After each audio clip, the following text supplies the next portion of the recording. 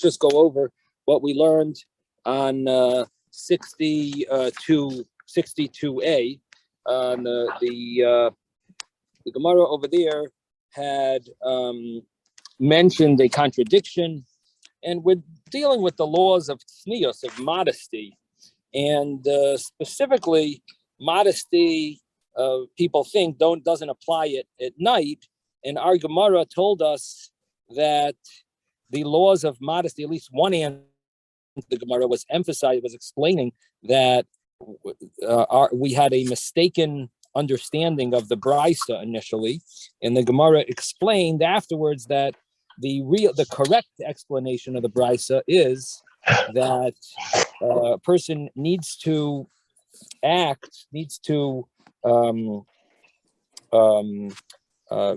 try to have the same level of tznius, of modesty at night, the same way they would have by day. Don't think just because it's dark, it makes it less laws of modesty. And then the Gemara had another point, and that is actually broad. Interestingly enough, it's broad in the Alter Rebbe Shulchan Aruch. It's not broad in the, if I'm not mistaken, it's not broad in the regular Shulchan Aruch, but it is broad in the Alter Rebbe Shulchan Aruch. Let me mute everyone because I'm hearing some background noise. It's Moshe. Okay, yeah. That the Alter Rebbe brings it in his Shulchan Aruch about that there is a preference, I should say. There is a preference that even though a person is if there's no one around, and the person would be allowed to, if they were in the field and traveling in the field, hiking, they would be allowed to use the just relieve themselves, in anywhere, as long as they act in a tznius, in a modest way. But there is a preference to have a keren zavis, which is like a sharp corner, which would mean like a private, to go to be in a more of a private area. Again, it's not an obligation in halacha, but it's a preference. And so the Alter Rebbe brings this opinion of Rav Ashi. And then the Gemara mentions that the statement of Rabbi Yehuda Amarav, which really we had brought earlier, but the Gemara brings it again. And it mentions that, and this is connected to a law. Well, it's connected to two laws, really. There's a law that a person has to be careful of their health. A person should be careful of their health. And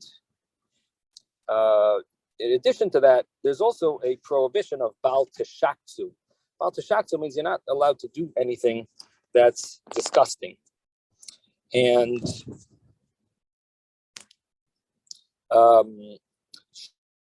literally means like a creature, a crawling creature or something, but the law of Bal Teshaksu applies to anything that's like an abomination, anything that's disgusting.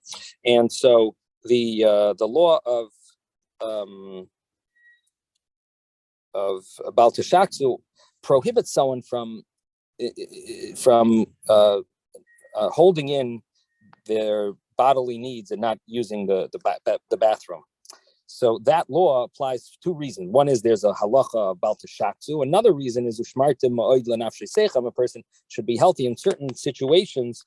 If a person, the Gemara talks about, it could lead to certain sicknesses if a person doesn't allow their bodily needs to function properly and use the restroom. So therefore the Gemara mentions here that Rav Yehuda Amarav says that a person should always accustom himself to relieve himself in the morning, early morning, before it gets light, and late at night, so that they don't have to travel a far distance to go away from the regular from people, because when it's dark, no one's around, and therefore they would be allowed to relieve themselves anywhere. So this, again, these laws apply not to a regular person, but to someone who's in the camping and on a camping trip and so on.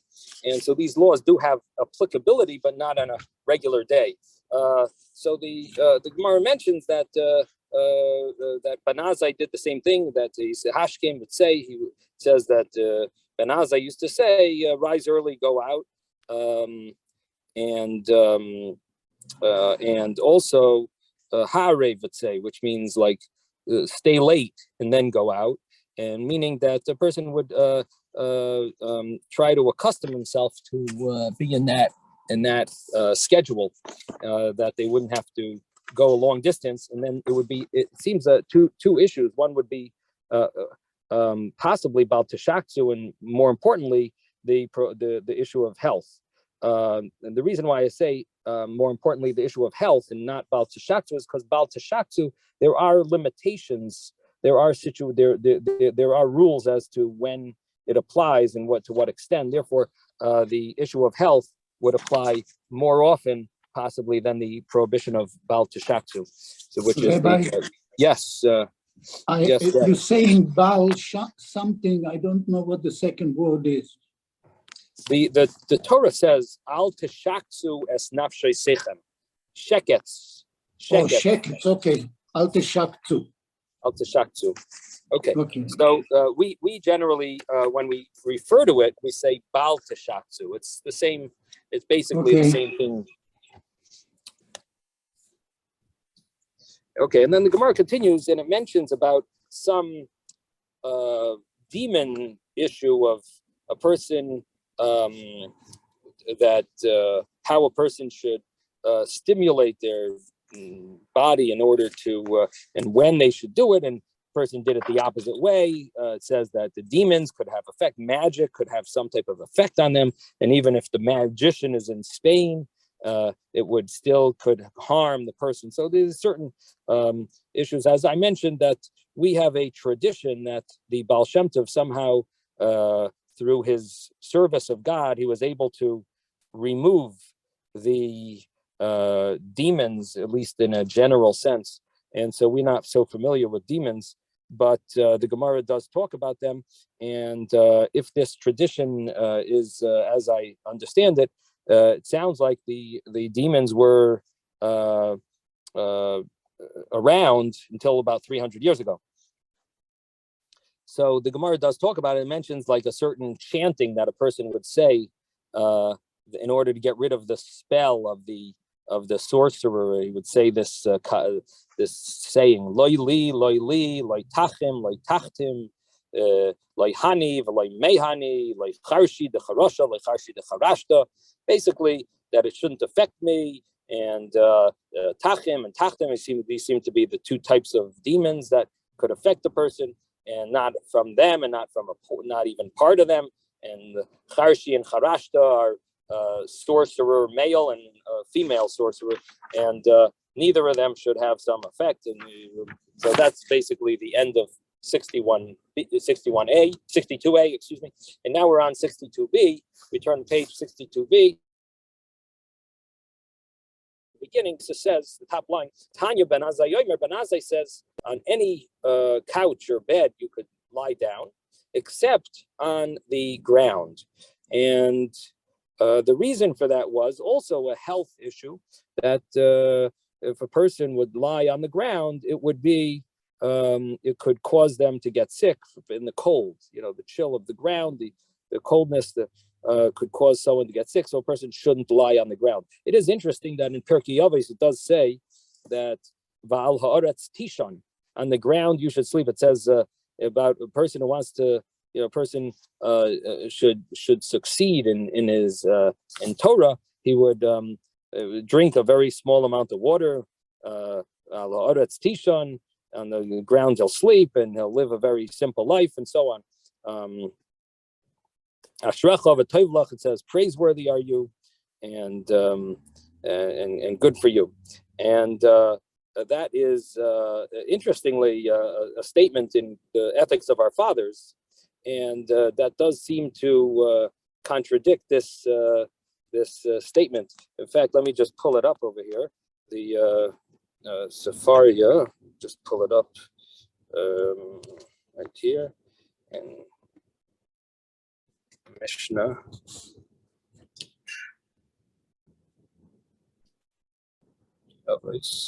So it's in chapter 6.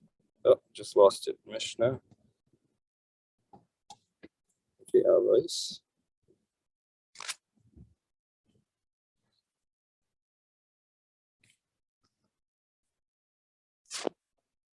Okay, so it says over here, Kachi darka shel Torah, such is the way of the Torah. Pas b'melach toichal, bread and salt you shall eat, and mayim b'masura tishta, and water in a small amount you will drink.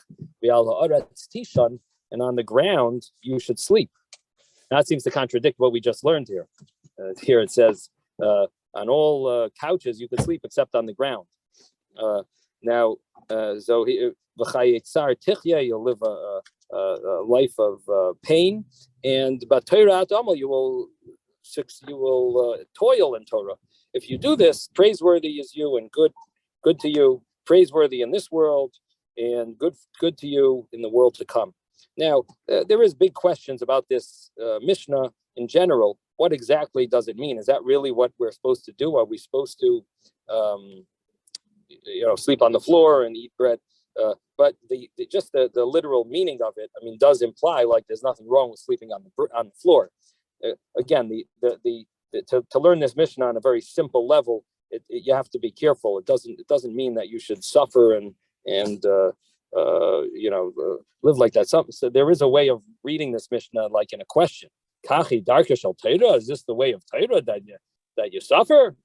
But there are other understandings. I mean, the simple on a simple level, what it's emphasizing is that if you indulge too much in pleasures, you will not be able to succeed in your Torah learning, and so that's a very simple understanding of the Mishnah. But the fact that it does say al haaretz tishan does deserve an explanation why our Gemara says that it's dangerous to sleep on the floor. An obviously answer to it. Yes, Ben, you want to give an answer? Yeah, I wanted to say it originally in a Gemara it says karka. And there it says karka is the earth. Al haaretz could be maybe in a room. So in other words, if there's a floor, and you're an expert in Hebrew, so if there's a floor, I'm not would you sure, call that aretz? Would you say aretz? If you say, what would you say the floor?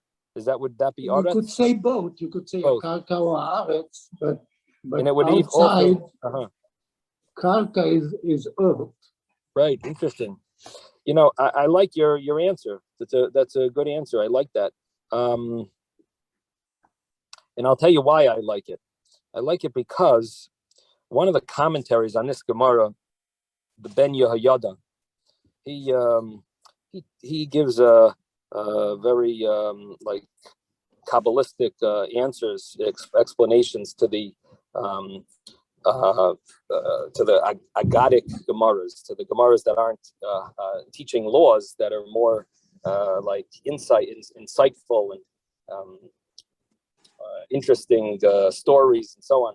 And so the sayings, and so he mentions on this Gemara that the reason why a person would want to sleep, or the reason why a person should not sleep on the floor, is because it's very dangerous to go back to your original source, because a person is coming from the floor, comes from the earth, on the ground. In other words, Adam is created from earth, right? We were created from earth, and therefore sleeping on the ground would somehow cause sort of like a connection between the person and going back to the earth. And he says, in a spiritual sense, what that means, what that refers to, is that connecting with earthliness. What I was getting from it is they don't want you to lay on the ground outside, because the only time you're going to be laying on the ground outside will be after you die. Then it's right. Okay, but not as long as you're alive. So he says, because a person came from the source of earth, he's sort of like pulled after it, and we're afraid and you're going to return to the earth. It'll have an effect. He doesn't emphasize the fact that you return there, but you're sort of pulled to it. That's his emphasis. Because you come from it, you're sort of pulled to it, and it could cause a danger. So it's based on this idea that which yesod, everything in the world is made of four original entities, either fire, water, ish, ruach, mayim, and offer. Fire, water, wind, and earth. And so he says that man is made from earth, and therefore a person could be pulled to it, and it would have an effect on him, and therefore a person has to be. It could have a spiritual. It could cause a danger, a spiritual danger. Nezek nafshi, he says. So. So the reason, so what I'm telling you is I like your explanation is because according to this, it should only apply if you lie on the actual earth, which is the way you explained. This explanation fits with your distinction, and so it's a good insight. Now he has a different insight. He says it applies if you sleep naked or you sleep with clothing. That's the difference between the Mishnah and Pirkei Avos, or the Mishnah or the Brisa that we're learning. Again, the Brisa that we're learning says that don't sleep on the ground, and the Mishnah and Pirkei Avos seems to say it's fine to sleep on the ground. That Mishnah is talking about because you're wearing clothing, you can sleep on the ground. Here, your body, your limbs are your body is touching the actual ground, and therefore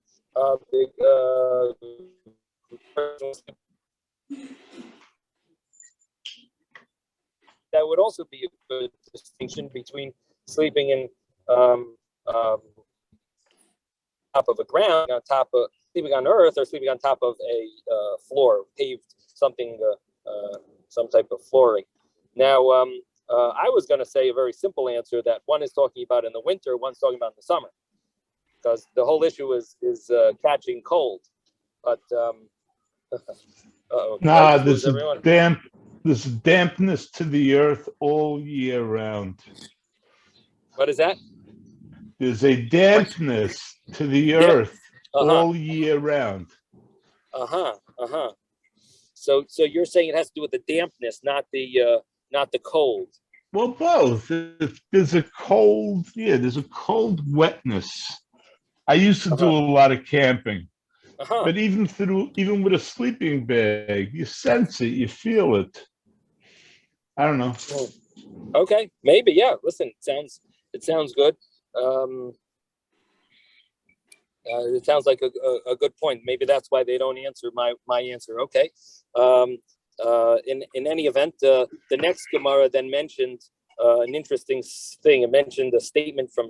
I skipped something. The next point that the Gemara says in the same brisa, it says, sit upon any chair, any moishav, any chair you could sit on except from a beam. And again, the understanding over there, Rashi says if that maybe you would fall. So that would seem to be the person not entering into something dangerous that could cause a person that would be something person would not be allowed to do because of danger. Now, Rabbi, so this is about falling. Yes. One more thing. When to go back to being sneeze, being modest when you're going to the bathroom. Yeah. So I'm just thinking it's very interesting that animals that act on instinct only, a dog, he goes to a tree to do his business. Which is a type of sneeze. He's looking for a place where it's like around the corner, like the Gemara says. And he's just looking for a target. Yeah. Now, is that because dogs are trained to do that? Or? No, it's from instinct. No. It's from instinct. Okay, they didn't have their parents teach them. It's good to do this by the tree. They just automatically did it as they were born, and then they started to go by the tree. Interesting. I would have thought guessed that it was maybe because the sense they smell the other dogs and animals that have been by the tree. But why did those animals go by the tree in the first place? The first animals. I'm saying, yeah. They like to shoot at the target. They like to go after squirrels. So, nice input, David. Thank you. It sounds like an interesting point. It's interesting. The Gemara does have. There is a Gemara that mentions that we could give a certain word from the animals, and it says we would learn tznius, modesty from a cat. So it is interesting that what is that? I didn't hear you. That so we would learn modesty from a cat, chatul me chatul, and but according to what you're saying, there is an element of tznius maybe by a dog. Maybe it's just more by a cat, and but it's true that the animals do have certain midos, that certain animals have certain things that we could learn from. Of course, there are negative traits that we don't, that differentiates a man human. Does that they do have, but I guess the reason why we wouldn't consider it really tznius is because the fact is it's not fully concealed. A tree doesn't. I mean, at least the way it's not like fully work. That's not considered like a full-fledged tznius, maybe. So in maybe the that's city, why they use the fire hydrants too. Okay, so the next Gemara then mentions that that Shmuel says that sleep at Amud Hashachar, sleep at the at dawn. Amud Hashachar is dawn. There's two main times, actually three main times in the morning that have halachic ramifications. One of them is Amud Hashachar. It's also called Alois Hashachar. It's dawn. The other one is called Neitz Hachama, sunrise, which is much later than dawn, either 72 minutes or 2 hours later, different opinions. And then the other time that's important to know is Mishe Yakir, which is when you could recognize someone who's an acquaintance about 6 or 8 feet away from you, and you would recognize them. That it's not so dark, but it's light enough. Rebbe, we did all this. Misha Yakir. So I'm just mentioning. So here it mentions the time of Amud Hashachar, which is dawn. Sleep at dawn is beneficial to a person like Istama Parzala, which is some type of coating that they would put on iron. It says steel. They would put steel coating on top of iron to strengthen it. I don't know if that applies nowadays. Probably our iron is probably a stronger iron. I don't know. Maybe there is but anyway, it says that's how good it is. Sleep at dawn, and it's a little vague because it doesn't tell us what this means. That sleep at dawn. Does that mean to get up right afterwards? It means to sleep through dawn. But basically, it is a very positive, it is a very beneficial thing. And then it says another statement that Yitzia B'Amud Hashachar, going out at dawn to relieve oneself, is also a very beneficial, like steel, the coating added to iron. Okay, then the Gemara then mentions Bar Kapara, and this is where we are up to. We're up to Bar Kapara, which is 5 lines from the top of the page. Again, we're on 62b, 5 lines from the top of the page. Also, I'm using my phone for this Zoom class, so I do not always see if your hand's up. So if you have a question or you want to say something, please just interrupt, because I'm probably not going to call on you because it's hard to see everyone. So we're Bar Kapara, 6 lines from the top of the page, 5 lines from the top of the page. Bar Kapara have a mezaben mili b'dinare. Bar Kapara would sell words for dinarim. What does that mean? He would sell words for dinarim. It means that he was a brilliant man, and he had great lines, and he would give different words of wisdom, and people would pay him for it. So one of his lines were, Ad when you are hungry, you should eat. And Rashi says an explanation here that if you're going to wait and you're going to lose your hunger desire will leave you, then the food won't benefit you. And so before before you wait too long, you should eat when you're hungry. The Rambam learns it differently, actually. The Rambam over here learns that a person should not eat unless they're hungry. And it's emphasizing that you should, in other words, the way Rashi is learning is don't be hungry too long. The way the Rambam learns is you should wait till you're hungry in order to eat. Now, if only everyone would follow that, we'd have a lot healthier world. But that's the way that's the meaning of this Gemara Bar Kapara, according to the Rambam. Ad kafnas achoil and ad tzoches shasi, and the same thing is about drinking. When you are thirsty, then you should drink. Now, I do want to mention that there is another interpretation here, that it has to do with Torah. That if you have hunger for Torah, ad the kafnas achoil, you should eat right away, because if you wait, guess what? You're going to find something to get busy with, and you're not going to end up learning Torah.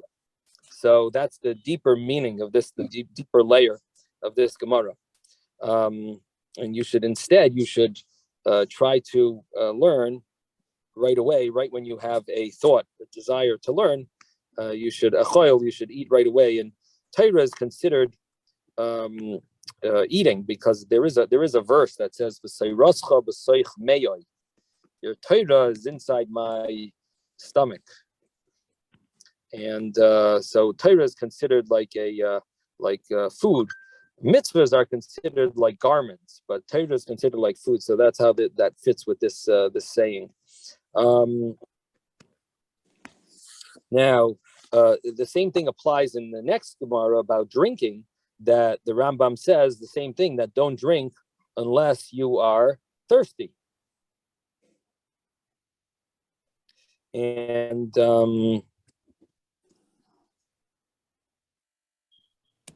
now the Gra wants to say, the Gra says this insight here about that he said the original, the insight, the deeper meaning of the first Gemara is about Torah. He wants to say that drink refers to mitzvahs, which is interesting. Generally, we refer to mitzvahs as clothing, as garments. But he says over here that this is referring to mitzvahs. If you have a mitzvah to do, you should do it right away. Just somehow he connects mitzvahs with drinking. But in any event, the Gemara continues and says that aderascha kidrach, when your pan or your pot is boiling, shvaich, you should pour it out, and that refers to if a person needs to use the bathroom, they shouldn't hold it in. And then karya beroimi, if in Rome the keren is calling, is sounding, if they're sounding the keren, the horn in Rome, then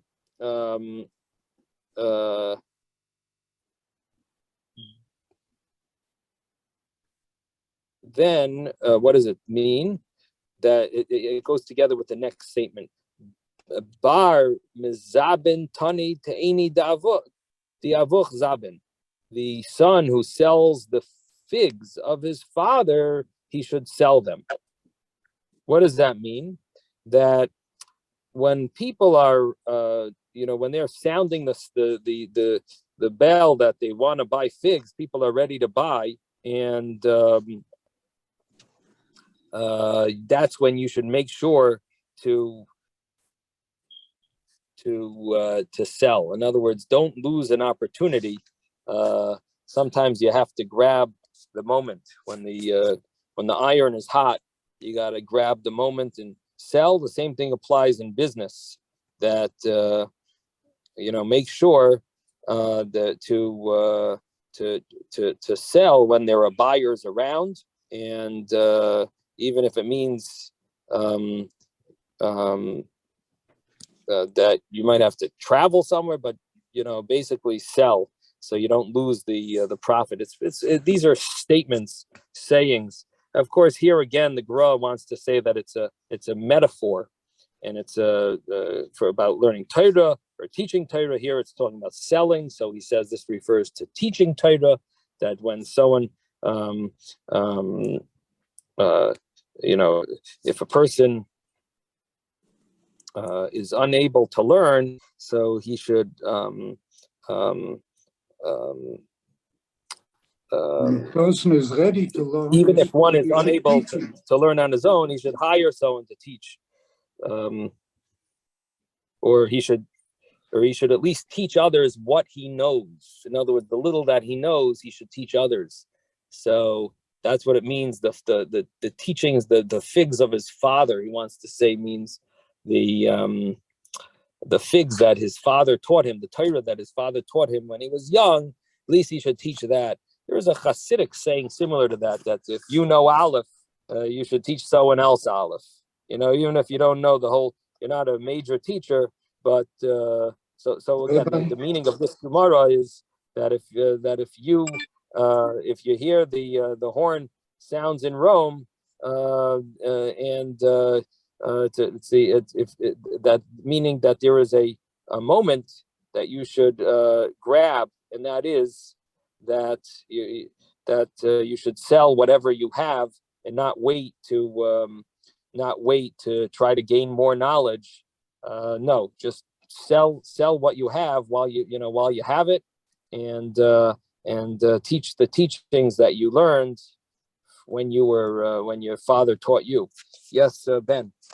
Yeah, I wanted to say back then on the metal that it's not a coating. It's when you heat up the metal and hit on it with a hammer, you're hardening it, forming it.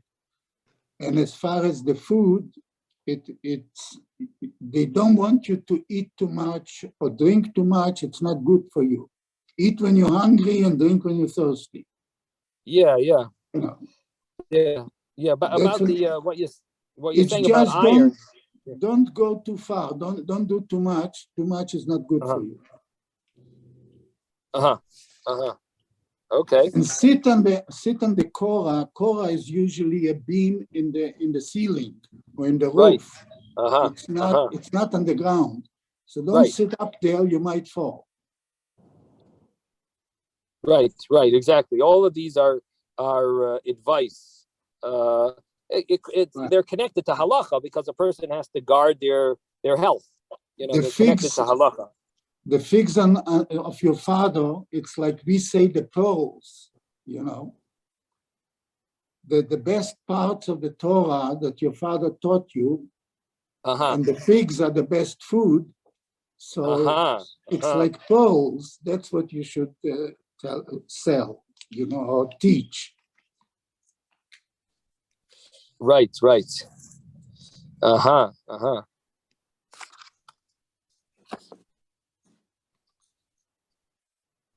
Now,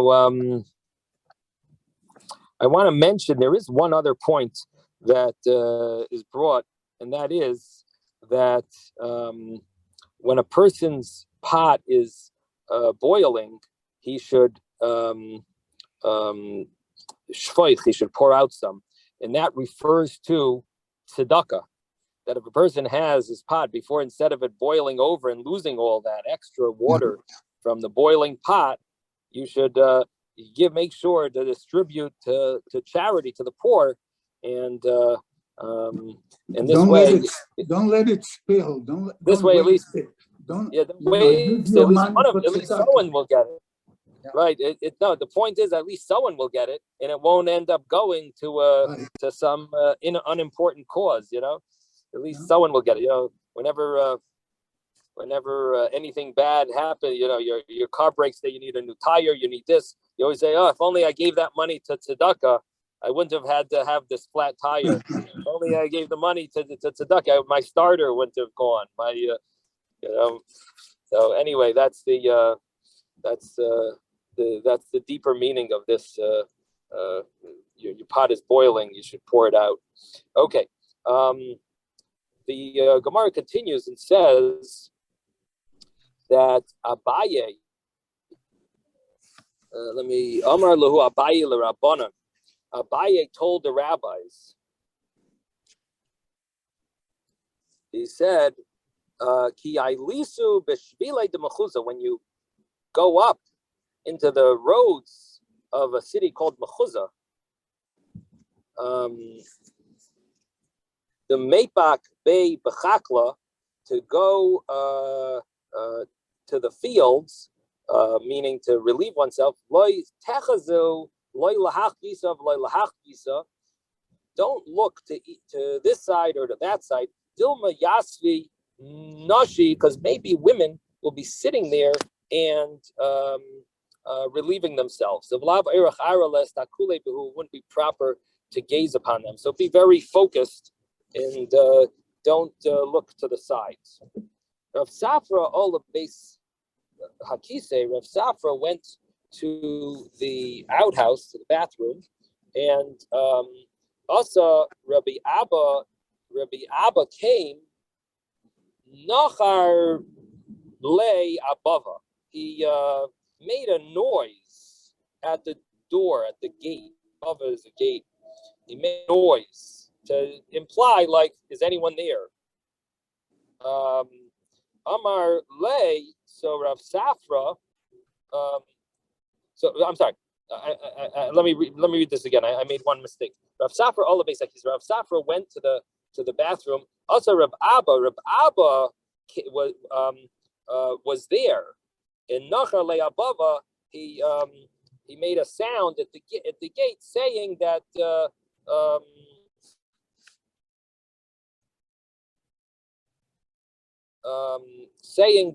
he wants to enter. So again, Rav Safra was there already. He went in. He was already inside, and Rab Abba made a noise like he wants to enter. So Amar Lay, so Rav Safra said to Rab Abba, who was trying to enter, he said, Lay Omar, come in.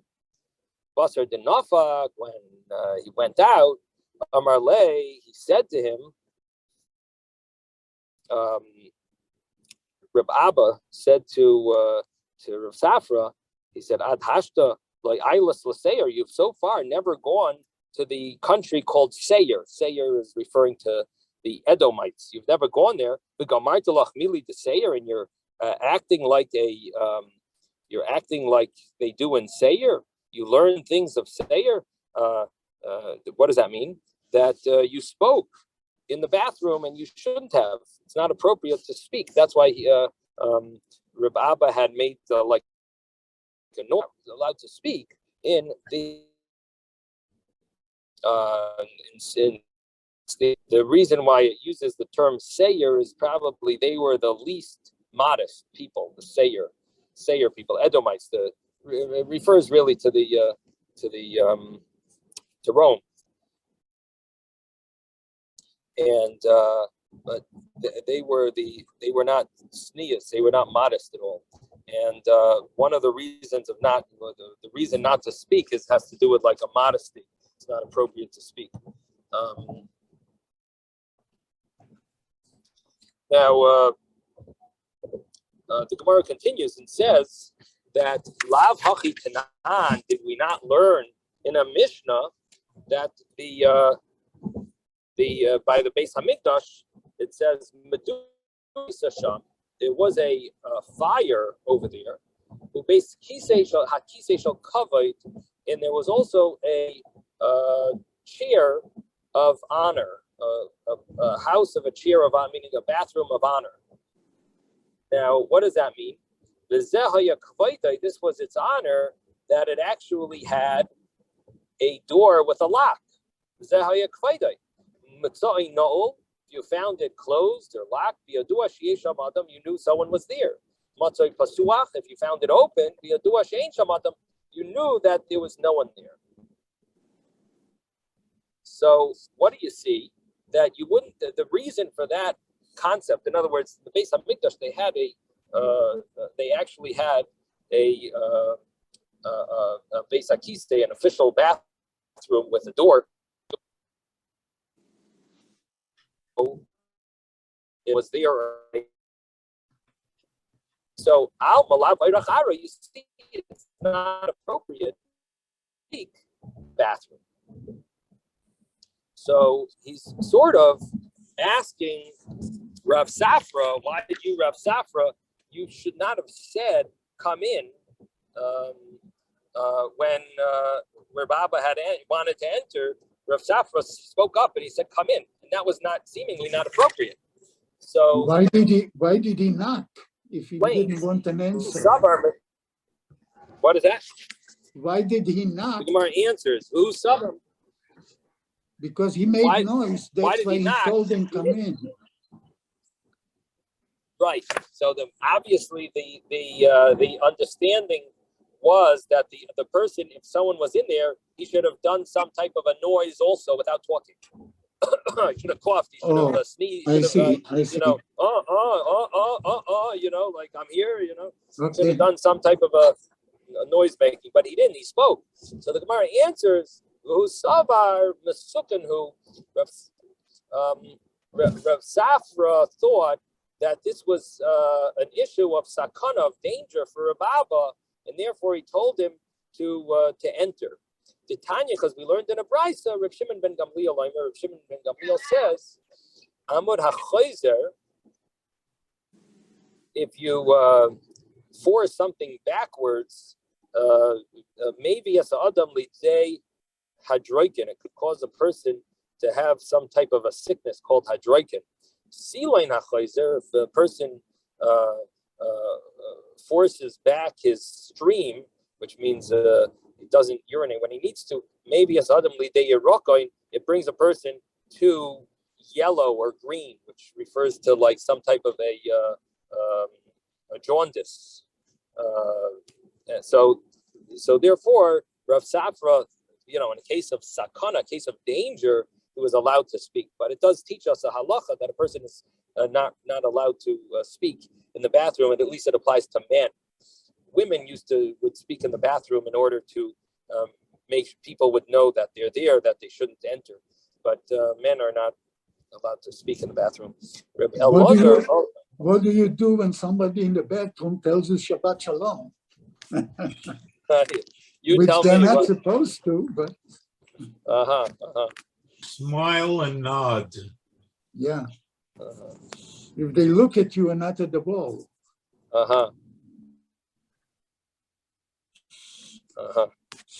So Rabbi Elazar, all of these Akisa, Rabbi Elazar entered, and also how Parsa, a Roman came in, and Dochke pushed him to the side. So come Rabbi Elazar, Rabbi Elazar got up and left. Now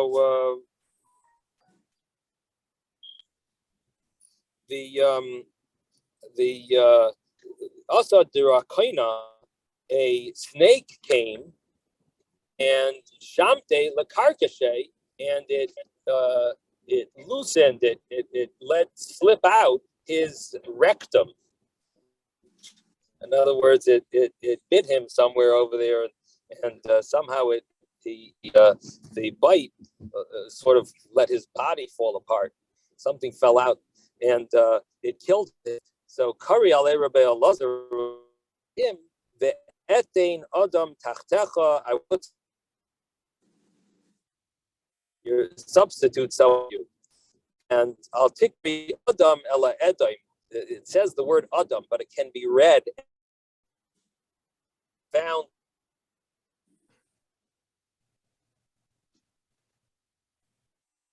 At an ed,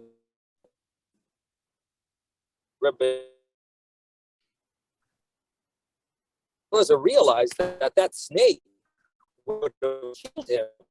And this Rabbi, Roman I think to you're come and push breaking. him weird. You're breaking up I'm on a a lot. bridge now. Yeah, you're breaking up a lot sorry. for the last minute. Oh, okay. Let me. I'll read this again when it clears. Let me see. Can you hear me now? Is it Yeah. better now? Yeah. Okay. So the Gemara was mentioning the story. I'm gonna start from the beginning of the story again. Rabbi Elazar he say Belazar entered a bathroom. Also, Ha'u Parsa, a Roman came, or not a Roman, a Persian. A Persian came, but there are other sources that use the word Roma'ah here. So there's two versions. So there's our Gemara says Parsa, Persian, but there is another sources that say Roma'ah, a Roman. Anyway, one of them came in and pushed him aside. Now I'm going to tell you why you have to translate it a Roman. You'll see. So a Roman came and pushed him aside. Now come Rabbi Elazar got up, v'nafak, and left. Also Kedorkaina, and a snake came, Shamti Lakarkashe, and it slipped out his rectum. I don't know exactly what that means, but somehow the snake bit this Roman and killed him. So Kari Ale Rabbi. This is what happened. This verse. This is the verse. This is the fulfillment of this verse. And what is this verse? This verse says that it's a verse in Isaiah, and it says, "Ve'etein Adam tachtecha," I will put a person in your place. And he said the word Adam, because it doesn't have vowels in the Torah, you can expound on it with a different vowels, because it doesn't actually say the vowels, so it allows you to expound. So Rabbi Elazar over here said, instead of saying the word Adam, use the word Edom. Ve'etein Edom tachtecha, I will put Edom in your place. I will put A Roman.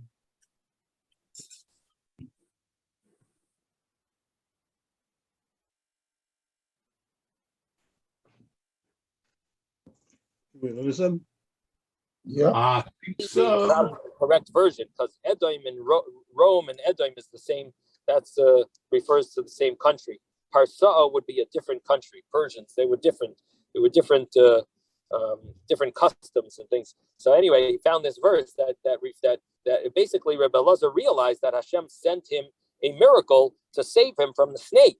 So in other words, that Roman came in, acted a little weird, pushing him out, but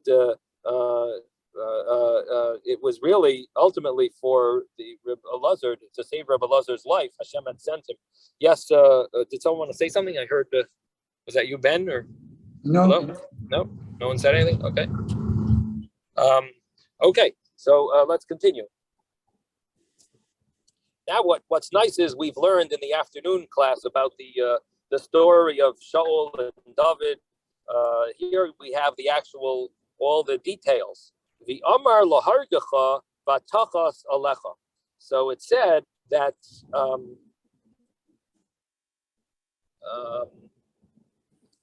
David had told Shaul, I could have killed you, and I didn't. I had mercy on you. But the terminology that he uses is a little strange. V'amar lahargecha, and he said to kill you, and the vatachas alecha, and it protected you. It had mercy on you. So what does this refer to? So Amar, and he said to kill you, v'amarti mi boile. It should have said, and I thought to kill you. I thought to say to kill you. In other words, I was considering killing you. And instead of atachas alecha, and it had mercy upon you, it should be v'chasti, and I had mercy mi boile. V'chasti mi boile, and I had mercy upon you. So the grammar is wrong. So so it must be teaching us some hidden story that we wouldn't have known had the grammar been written in the regular way. We wouldn't have known it, and we wouldn't have known this part of the story. So Amar Rebbe Elazar says, you know what it's telling you? It's telling you a whole new part of the story that you normally wouldn't have known. Amar le David l'Shaul, David told Saul, and min ha-Torah ben harigata. From the Torah law, you are deserving of death. Why? Because you're trying to kill me. I should kill you. It's called self-defense, even in American law. You are a right. If you are someone who's chasing someone to kill them, and according to Jewish law, you're allowed to self-defense. You're allowed to kill them first. The Torah says, someone comes to kill you, you should go and kill him first, and therefore you are deserving of death. Ella, rather, but the tznius, the modesty that was upon you, that's what protected you. So what he's saying is that the Torah had told me to kill you, and the tznius is what saved you.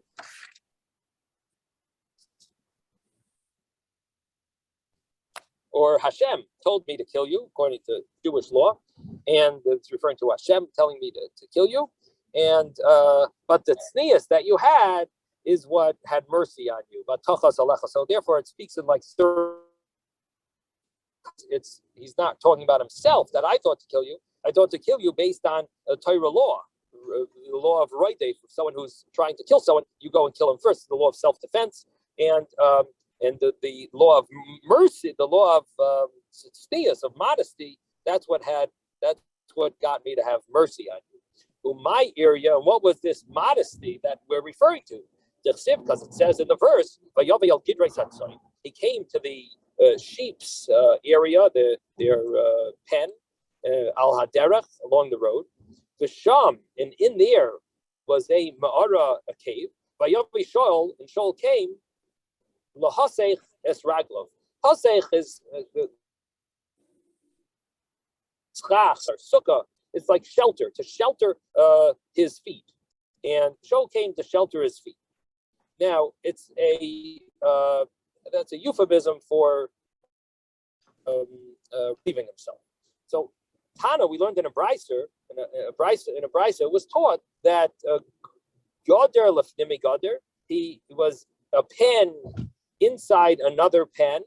In Umara lefnim Umara, and it was a cave inside another cave. So it was a very very tznius place that he was like going inside this to inside that. And the reason why we learn this is because it uses the plural. It uses gidrois hatzayin. Why does it say gidrois? So this is how it was learned in a brisa. How did the brisa know to expound on it like this? Because of that extra word, the grammar of the word, I should say, is the gidrois, the plural. It teaches us that it must have been more than one pen, and therefore it went from one pen to another. And why does it say in Shaul came and not he came? So therefore it teaches it must have been there were extra words, and therefore we learn the same thing about the ma'ara. Was the cave was ma'ara lefnim ma'ara? There was a cave within a cave, and he was careful to go all the way deep in order to relieve himself. Now, why does it use the word lahasech to shelter his feet? It could have used another term.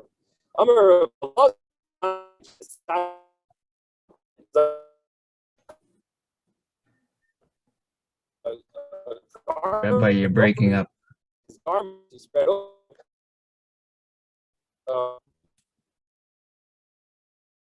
Oh yeah, it's bad connection here. We have 2 minutes left. Let's see. Can you hear me now, or it's still bad? Yeah. Now it's good. Okay. Lahaseh. What does it use? Why does it use this word that he went to shelter his feet?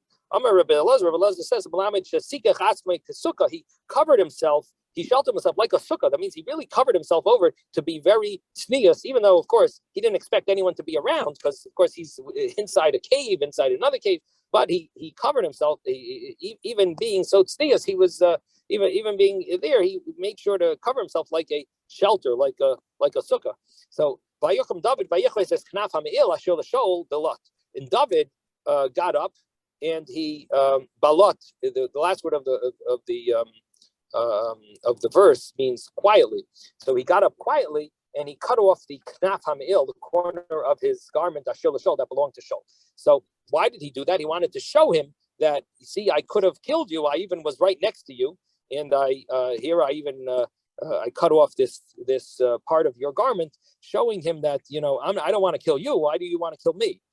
And interestingly enough, Shaul woke up at that moment from his sense of depression and paranoia, and but then, of course, it came back to him afterwards. Now, Amar Rabbi Yosef Bar Chanina says, "Kol hamavazas habagadim," a person who is mavazet, disgraces clothing, soif eino nehanem mehem. In the end, he won't be able to benefit from them. What does that mean? Because we know when David was getting old, in the end of his life, he was very cold, and nothing was able to warm him. And obviously, they tried all different things, garments and heat, and who knows what they had there in the palace, and nothing warmed him. And the reason why was he punished with this?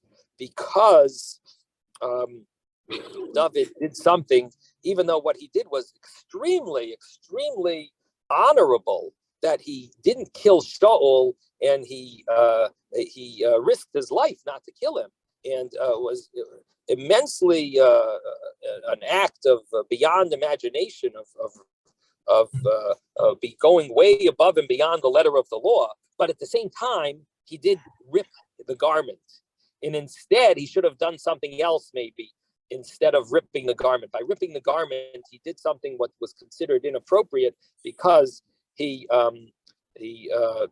ruined the garment, and that in the end of his life he got punished for it because he didn't because he was always cold, and he dishonored the garment. Therefore, his garments didn't warm him.